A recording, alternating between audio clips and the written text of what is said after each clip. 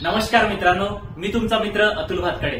मित्रांनो, आज मी तुमच्यासाठी एक नवीन विषय घेऊन आलोय।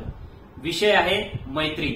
मित्रांनो, आयुष्यामध्ये सवंगडी मित्र कसे असावे, मित्रत्व कसं असावं, आयुष्यामध्ये मित्र हे यशाच्या उंच शिखरावर घेऊन जाणारे असावेत, यशाकडे घेऊन जाणारे असावेत, ना की ते अधोगतीला घेऊन जाणारे असावेत। मित्र हे प्रगतीपथावर घेऊन जाणारे असावेत।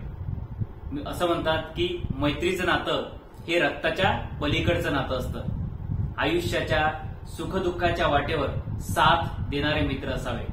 मित्रांनो, इथे उदाहरण द्यायचं झालं तर छत्रपती शिवाजीराजे यांचे सवंगडी कोण होते, यांचे मित्र कोण होते? संताजी, येसाजी, धनाजी, बाजी प्रभू देशपांडे, तानाजी मालुसरे, बहिर्जी नाईक असे अनेक सवंगडी होते। म्हणून छत्रपती शिवाजीराजे स्वराज्य निर्माण करू शकले, स्वराज्य निर्माण झालं। मित्रांनो, आयुष्यामध्ये साक्षात श्रीकृष्णासारखे मित्र असावे।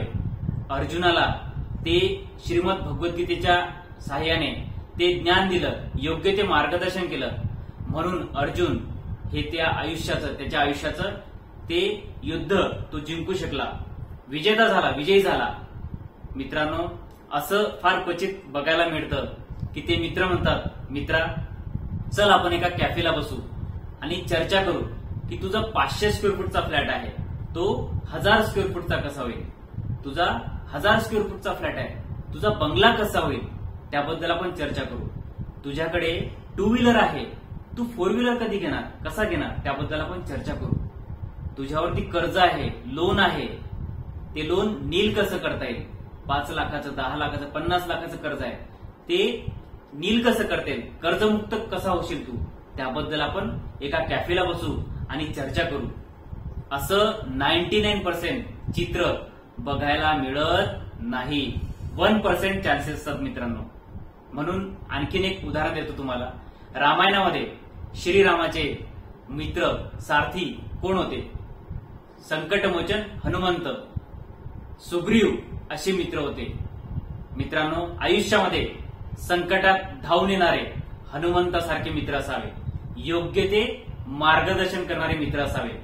मित्रांनो, इथं खरं तर मैत्रीवरती एक चांगली कविता म्हणावीशी वाटते। कविता खूप गाजलेली आहे। अकोला जिल्हा येथील कवी गझलकार अनंत राऊत यांची ही कविता आहे, तर ती कविता तुमच्याकडे सादर करतो। दुःख अडवायला उंबऱ्यासारखा, दुःख अडवायला उंबऱ्यासारखा, मित्र वनव्यामध्ये गारव्यासारखा, मित्र वनव्यामध्ये गारव्यासारखा, वाट चुकणार नाही कधी, वाट चुकणार नाही कधी, कर तू मित्र एक आरशासारखा, कर मित्र तू एक आरशासारखा, मित्र वनव्यामध्ये गारव्यासारखा, आत्महत्या करणार नाही कोणी, आत्महत्या करणार नाही कोणी, मित्र असता जवळ जर मनासारखा, मित्र असता जवळ जर मनासारखा, त्रासलो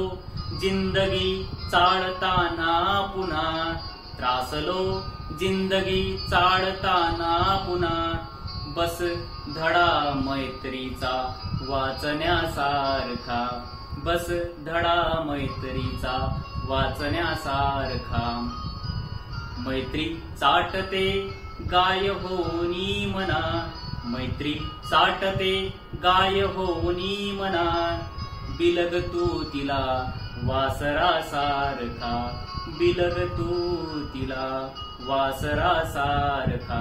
मित्रांनो, या कवितेचा अर्थ मर्म समजून घ्या आणि आयुष्यामध्ये चांगले मित्र, चांगले सवंगडी बनवा।